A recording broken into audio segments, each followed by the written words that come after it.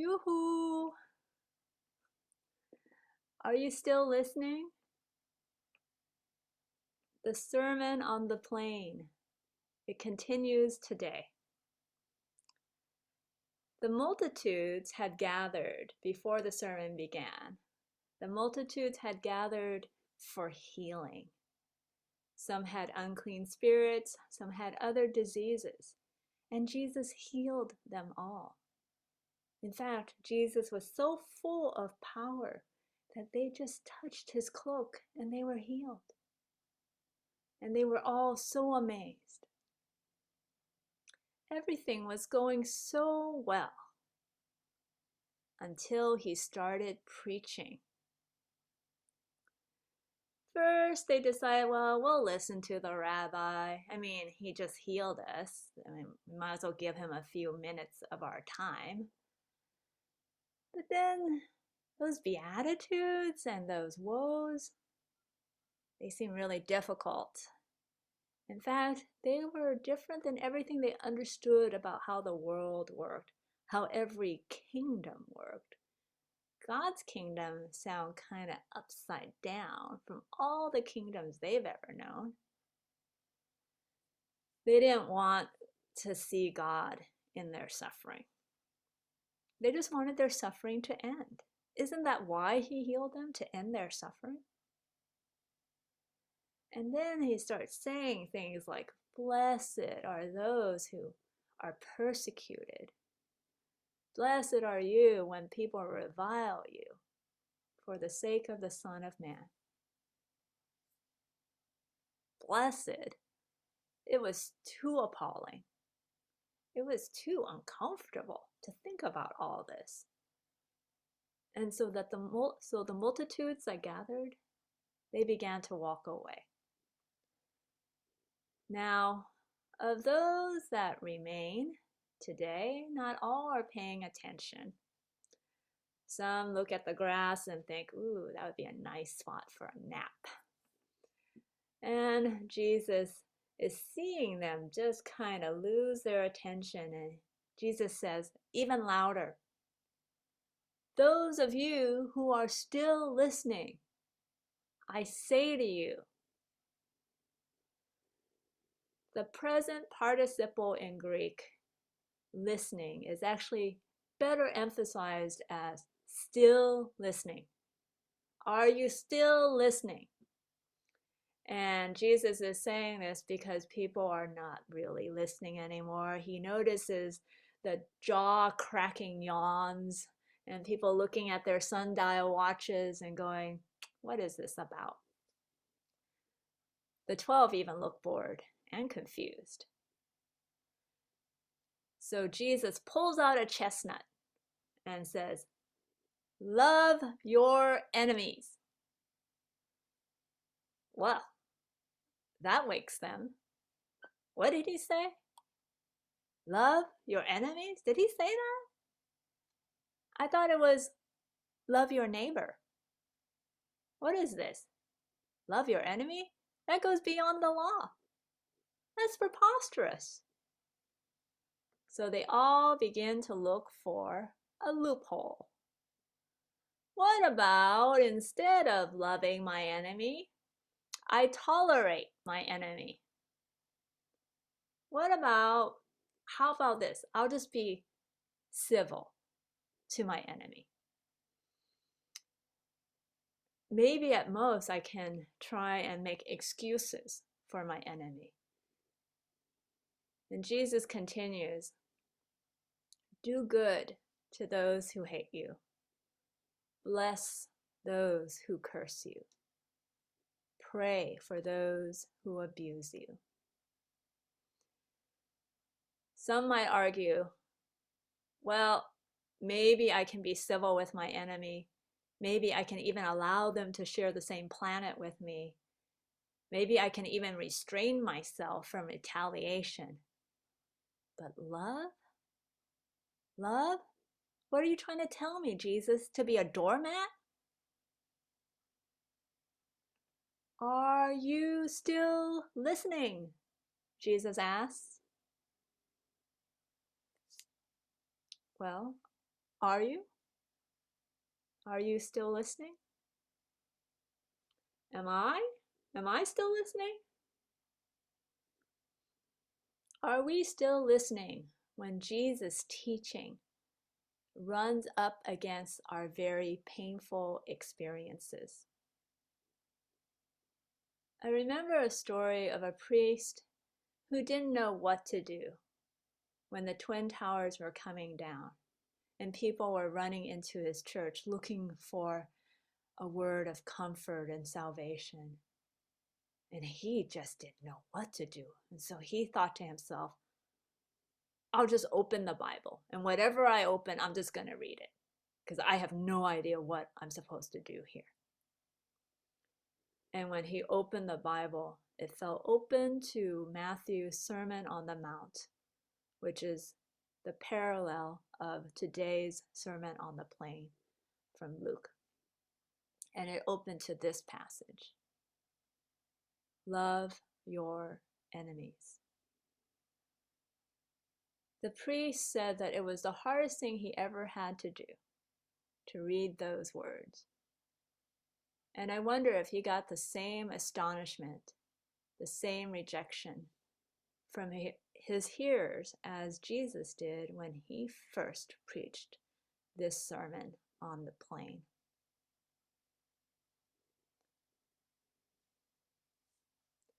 The Sermon on the Plain is for the victim. Oh, it doesn't feel like it on first reading, nor on the second reading, nor even after years of reading, perhaps. Initially, the sermon seems to make doormats of all victims. It is for the victim, but it only can make sense after healing. Not physical healing, but soul healing. When the sermon was first preached, it was in the context of healing of diseases. But those healings were only an indication of a promise of greater soul healing, awaiting in the mercy of God. This Sermon on the Plain is for the victim. This is my conclusion, after having wrestled with it as an abused person. There are so many forms the enemy can take, and some of us have been hurt more than others. That is to say, some of us have more enemies than others.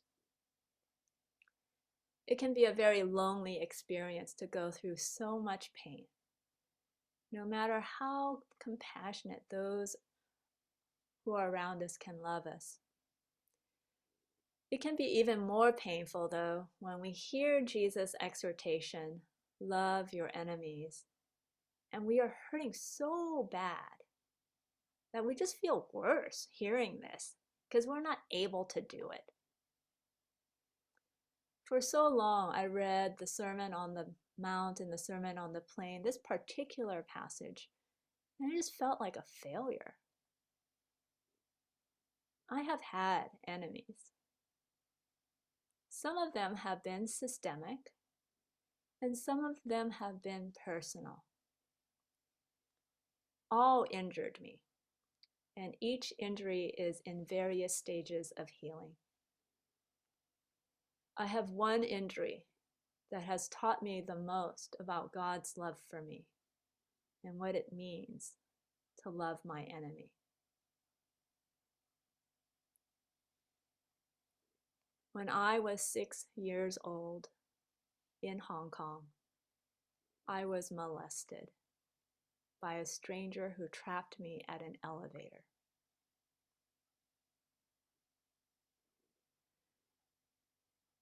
You have no idea how long it took me to write that sentence yesterday. I wrote the whole sermon, kept dancing around that one sentence. And now when I look at this sentence, I'm surprised by how short it is. How can it be so short to describe a pain that runs so long? The pain is so long, I had mistaken it as a taproot to my identity, with tendrils of shame and rage. It was these tendrils that led me to accuse Jesus of abandoning me. It was these tendrils that led me to withhold a portion of myself from God. What do I mean? As you know, I'm a priest. I came to the priesthood driven by the love of God. But my injuries still left me at a distance from the fullness of this love. Simply said, I didn't trust God fully. God and I had it out a few years ago when I caught the flu and had a terrible fever. As my body temperature went up to 104 degrees, the rage within me grew hotter than the sun. In my fever, I felt Jesus' presence come to me, and I told him to F off. I said, you abandoned me. I was a child.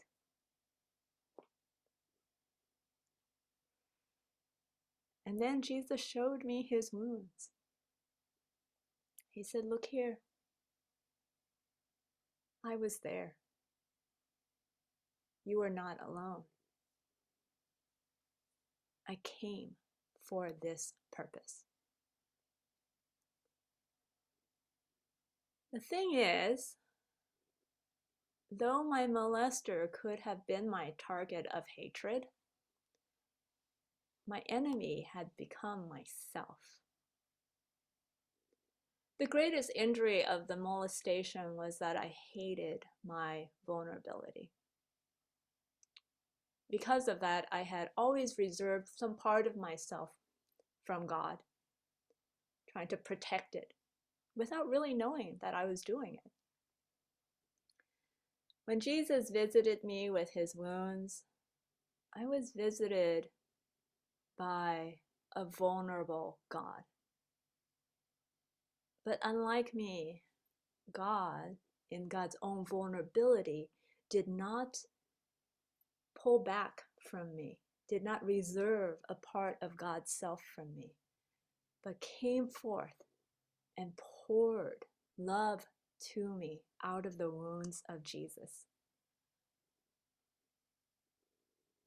And I, after the long fight with the anger and the shame, I acknowledged that I could not find wholeness and healing without God. That it was this invitation to acknowledge my utter need, my utter vulnerability. That is where God could meet me. And that is where the beatitude becomes true. Blessed are those who need. Blessed are the poor, for they shall see the kingdom of God. It was in this total need that I welcomed healing.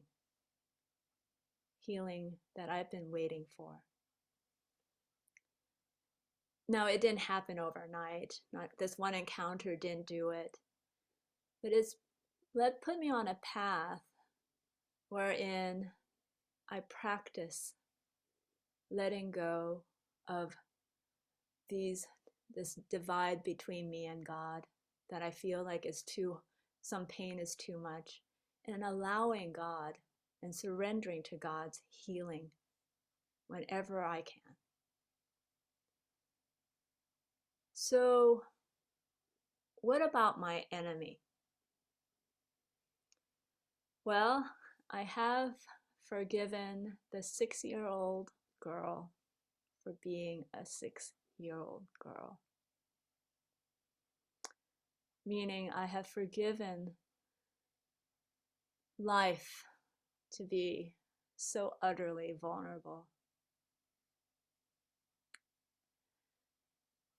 What about my molester?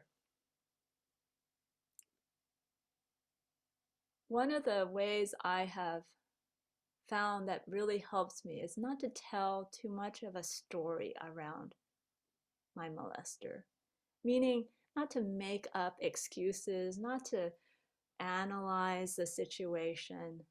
It gets a little encumbered by shadows. So what I do is I just trust God's mercy. I trust that God's mercy is wide, as Jesus says it is, and that it is for all. And so I leave this to God's love, which is infinitely more merciful and just than I could muster on my own. So I leave my molester to the love of God. And that's how I can love my enemy. I know that what happened to me isn't uncommon, unfortunately. I acknowledge that hearing this sermon can be triggering for some of you. And I want to say it is clear, it is not right what this person did. No one should be abused. And the Sermon on the Plain is not about being a doormat. Because Jesus was very clear. He said, anyone who wants to harm a little one ought to tie a millstone around their neck and throw themselves into the sea. What this Sermon on the Plain is ultimately about is the healing God offers us in God's infinite love. But this healing takes time. It can take even longer than a lifetime. So the Sermon on the Plain isn't a list of rules to follow as an indication of what is ultimate. The love here is always God's love, not the love that we can squeeze out of our pain. Usually, if we think it's just up to us to manifest this love, what we end up doing is using the pain we carry and turning it into the pain we wield. So the best thing to do is to be loved by God. Let yourself be loved first, and the healing will follow. The love of self will follow, of neighbor, and even of the enemy. At the end of today's reading, we have a picture of what that looks like, what it could look like when the healing comes. It is said, a good measure, pressed down, shaken together, running over, will be put into your lap. What does this mean?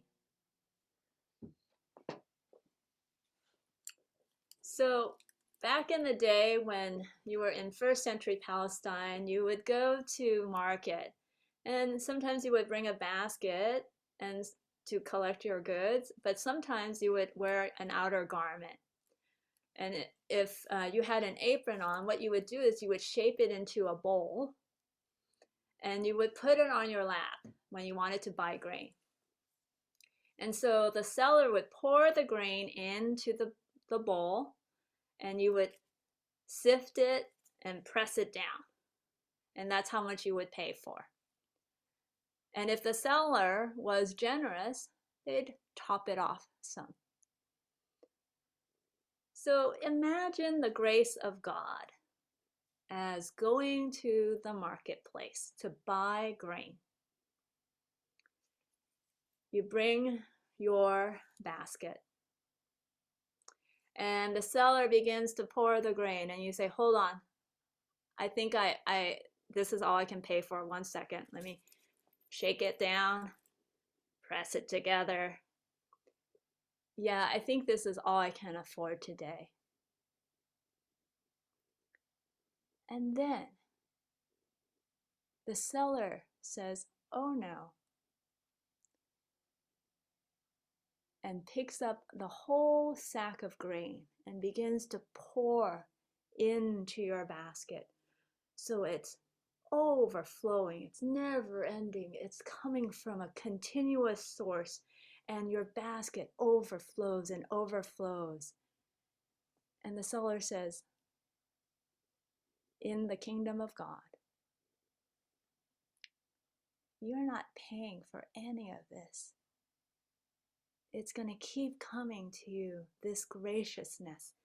It will continue to fill your basket and overflow. The grain you thought you were buying, it's free. It's never ending. The grain you thought you had to buy is yours without cost. This is the love of God. This is the grace of God. This is the mercy of God. And it is yours. God's love and your love are one love. The measure you give is the measure you receive. You will never run out. Amen.